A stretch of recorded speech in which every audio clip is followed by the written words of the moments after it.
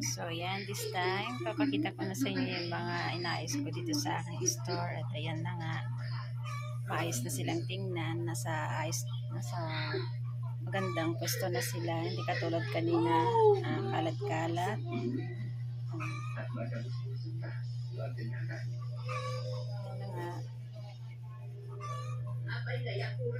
Hindi pa lang yung laman kasi nga hindi pa tayo nakapagpalengke.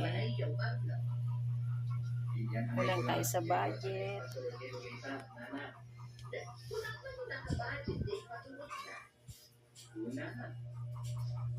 Yan, sabon.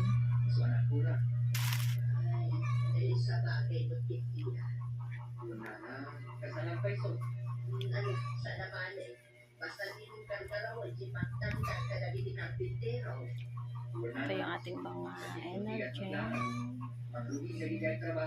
Maayos na sila. Dahil gandang tingnan kapag maayos talaga.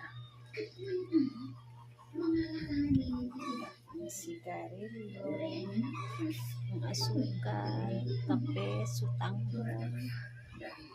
tapos yung ating mga soft drinks at beer.